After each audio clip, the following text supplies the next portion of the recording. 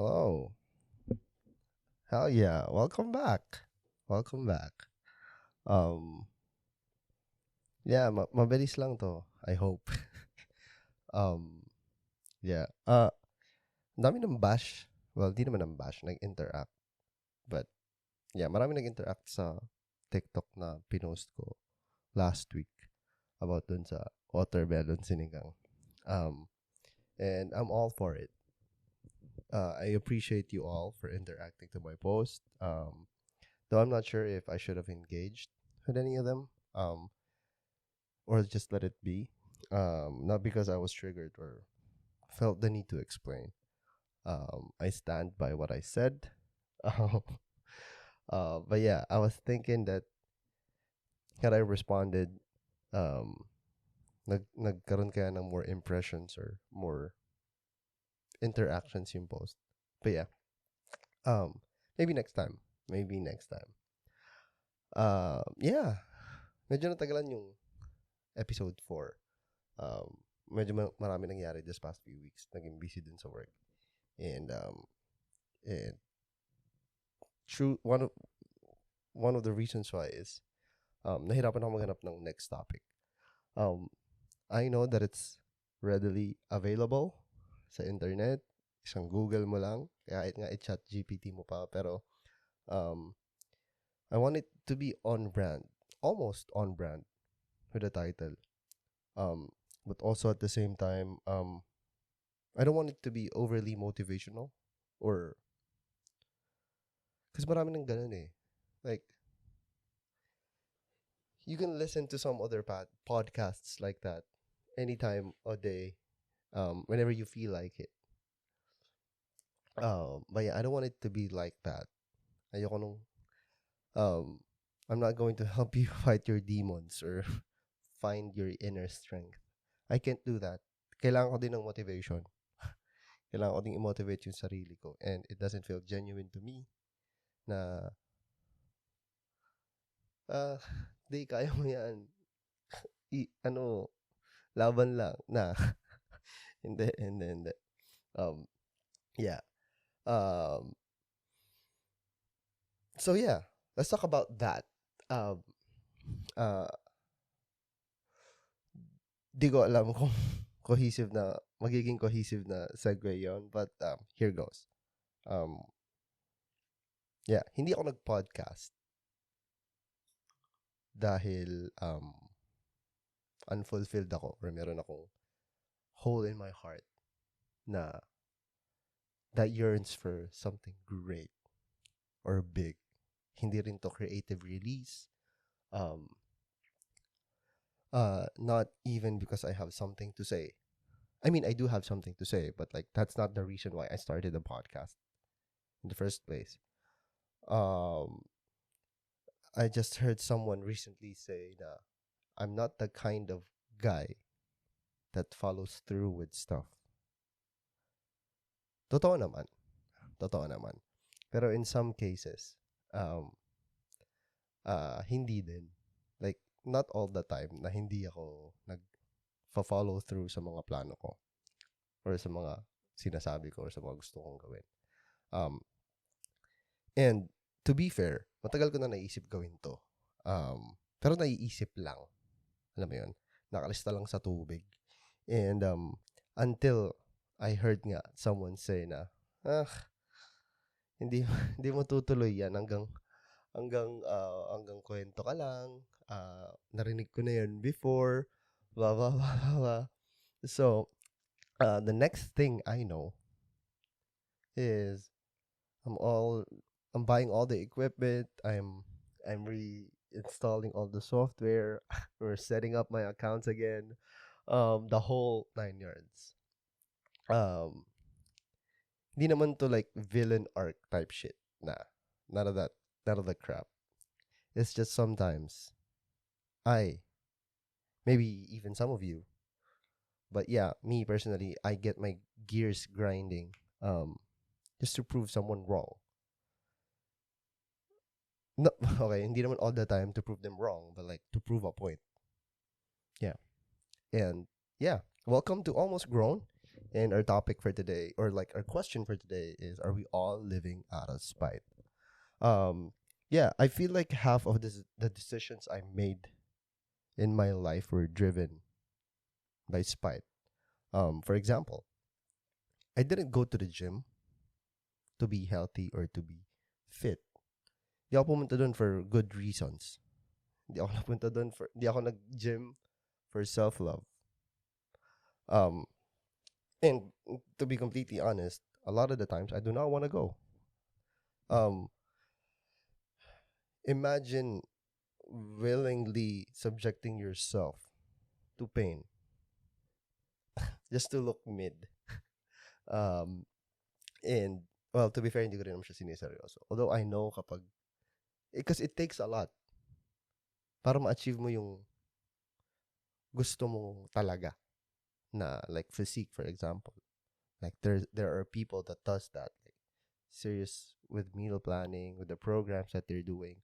And then there's me that does this just because. Um, but yeah, uh,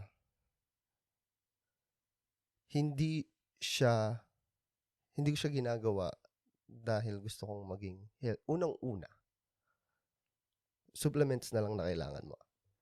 Kung semi-seryoso ka lang, supplements pa lang. Um, Creatine 1K, protein shake ranging from 4,000 to 5,000 pesos. Yung ginagamit ko pa, nagbe-beta alanin pa ako, that's another 1,000 pesos. Protein, pre-workout, depende pa sa brand, mga 2K din.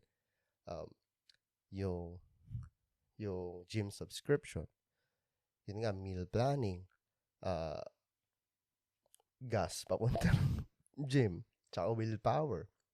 So, um, if you really think about, there's a lot na kailangan mo consider para mag-decide kang to be healthy.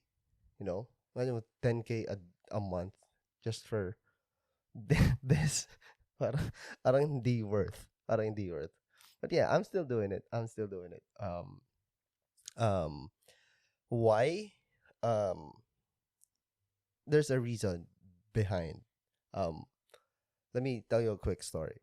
Nung college ako, um, mga 16 ata ako nito.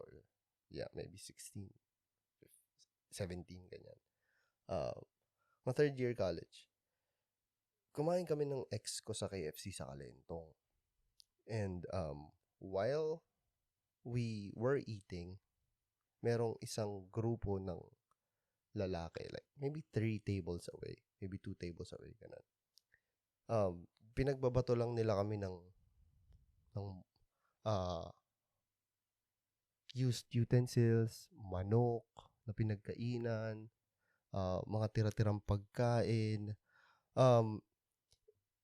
So like, basically everything that they can get their hands on, binato nila sa amin. Binabato nila sa amin. And imagine me, around that age, skinny, malaki tiyan, maliit. In my mind, the only way that I could leave this place with my dignity intact was to fight. Unang-una grupo sila. hindi ako, no one in their right mind, unless you're crazy as hell, pero lalaban ka ba sa isang grupo na mag-isa ka lang? Siyempre hindi, 'di ba? And kahit na mag-isa pa 'yon. Again, 16, payat, malnourished. Feeling ko yeah, hindi mo lalabanan 'yon. So, I did what any sane man would do. I asked her to leave. We went down, and sa sobrang pathetic ko, nagsumbong pa ako sa guard. Sabi ko, "Kuya, may nang babato sa taas."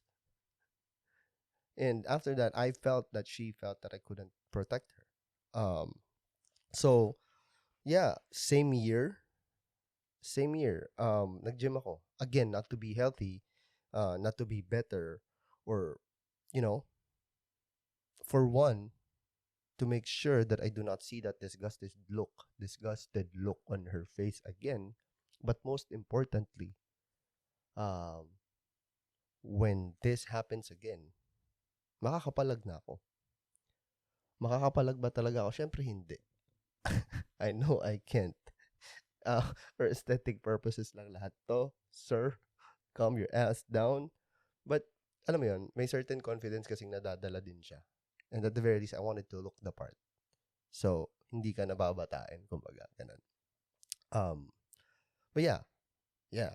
It's the same reason why I went back, or like I started going back to the gym. Kasi tumigil ako eh. Mga 2013 yun. 24 hanggang 2014 nag-gym ako. 15 hindi na, up until like 2023. So, in 2023, bumalik ako for almost the same reason. Sabi ko lang, I just wanna make sure baka ipagpalit naman ako na ito sa mga Ateneans and LaSallians. So yeah, I didn't do it for the right reasons. I just want to prove her wrong. You know? Yeah, I just want to like make sure na alam mo na I can protect you and I will be able to protect you. And hopefully put someone in their place. Ganon. Yeah. Yeah. So, did I achieve my goal? I didn't. Hindi ko na achieve yung goal ko na gumante. But I achieved something else. So yeah. A follow-up question though. Success out of revenge relates to my experience. Wait. Di ko alam kung tama yung term. Like, for lack of a better term, let's just say revenge. Still counts. Right? No? Yes? No? No? I feel like it does. Kasi nagwo-work siya eh. I mean, like, for me at least, di ko alam sa ibang tao, pero, paano ba? Again, hindi naman to like villain arc type na may ginagawa ka kasi gusto mong gumante. It's just, you're doing it out of spite. Like, kasi marami akong opportunities na tinake, na ginrab. Marami akong projects na ni-launch. Well, konti lang. But they did not necessarily align with my soul or with my plans. But I just wanted to prove a point. I just wanted to prove someone wrong. And my point was, you had me fucked up, bro. Watch me. Watch me. Yeah. Like yung una kong trabaho sa influencer marketing. May bago kasing pasok na manager, project manager. And this was towards the end of my time with that company. Basically, to cut the story short, the CEO needed help transitioning one new client. Pero technically, old client na namin sila. It's just that we were working with a third party or like a middleman before. So the company wanted to go direct.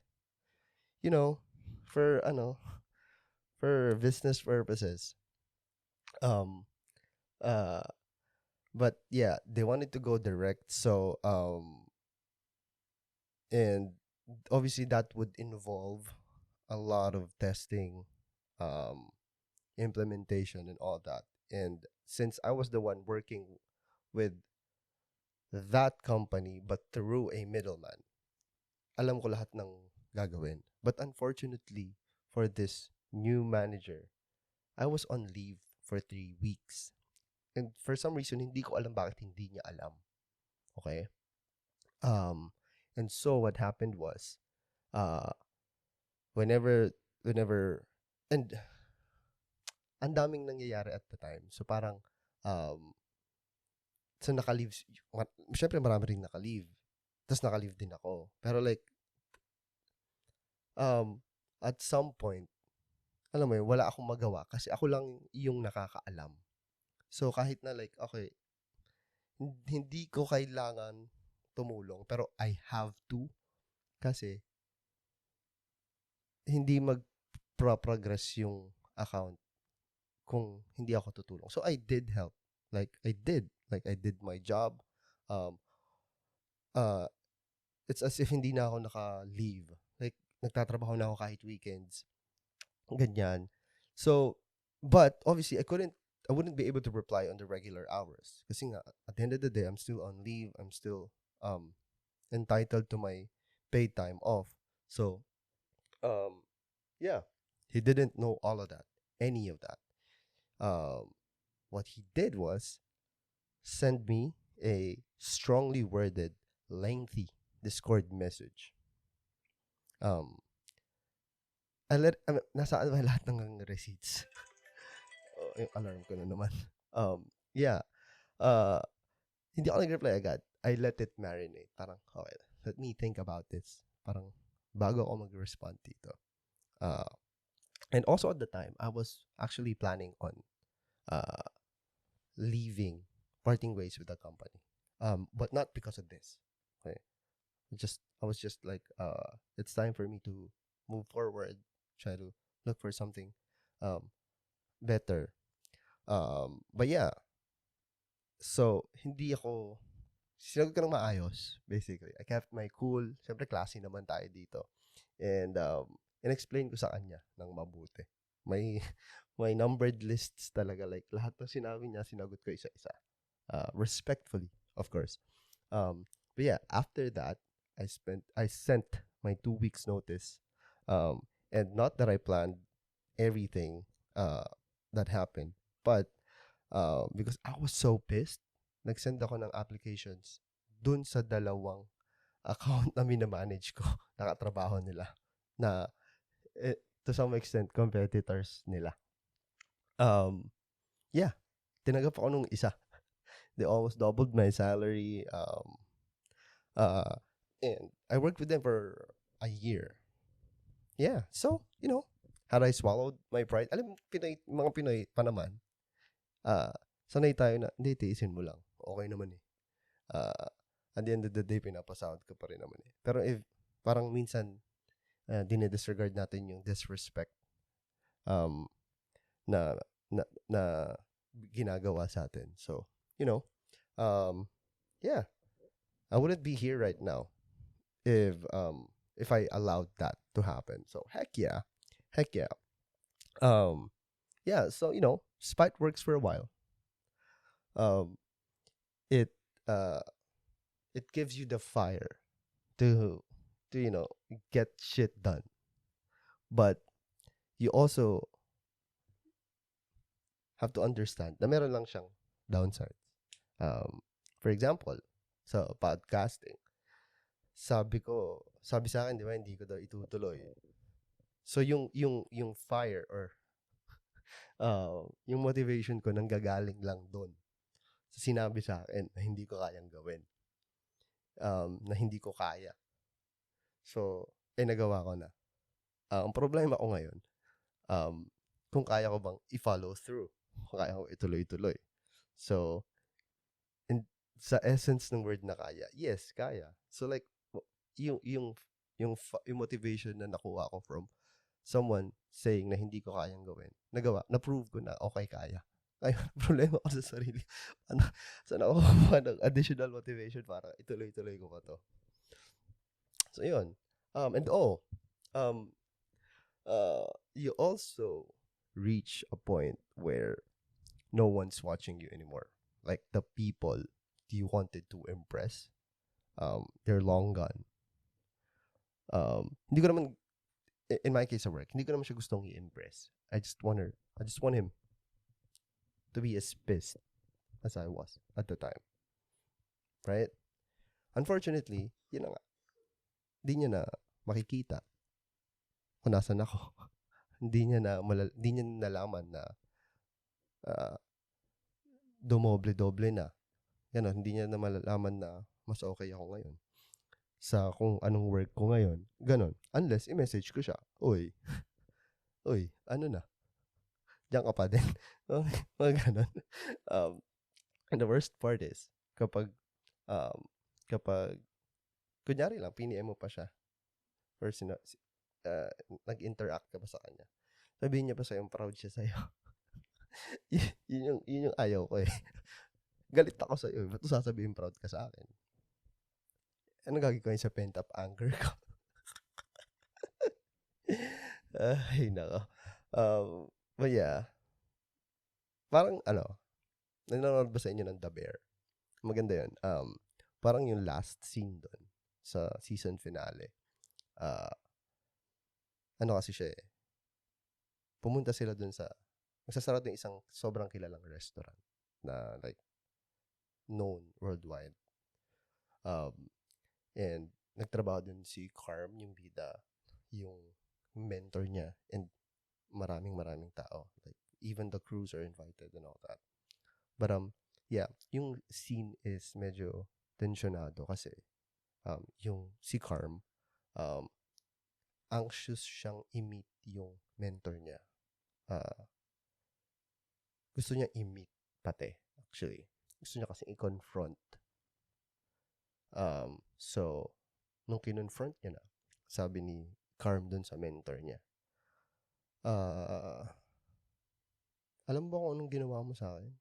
Sobrang anxious ko. Sobrang lala ng, sobrang nabaliw ako, ganito, hindi ako makatulog. I couldn't build a relationship. Parang, I was never enough for you. Blah, blah, blah. Blah, blah. Sobrang lala ng anxiety niya na parang, ah, na nakuha niya. Kasi lagi siyang minamata nung mentor niya. Like, lagi siyang, um, ano mo, tough love kasi yung mentor niya. Parang lagi siya, no, yeah, you're never gonna amount to anything. Wala kang mararating, yan, blah, blah, blah, blah, blah. And, um, nung, yung sinagot lang nung mentor niya, you should be thanking me. Kasi if it weren't for me, you wouldn't be the excellent chef that you are today. You, you wouldn't be as great as you are today if it weren't for me. Imagine, yung sobrang, syempre, at the very least, this is what I think. Si Carm, ginalingan niya. Kasi all his life, sinasabihan siya ng mentor niya. All his life, or all throughout his career, sinasabihan siya ng mentor niya na you're never gonna be good enough. You're never gonna be uh, what you want in life. Shit ka lang, ganun. And then, now he is great.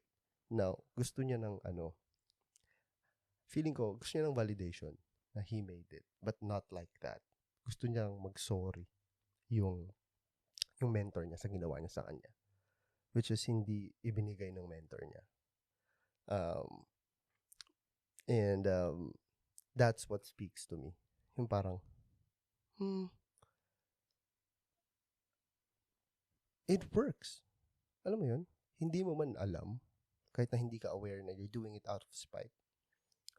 It works. Kasi in Carm's case, naging super successful. Well, hindi pa super successful, but like, sa story, hindi pa. Pero, if you think about it, he's already doing really, really well. Like, he's one of the top chefs in his field. So, yeah. Alam mo yun? I guess, knowingly or unknowingly, the best use, honing it, I mean, honing spite as a tool is the best use. Because I know for a fact that it's what fueled, it's it's what fuels most of my life.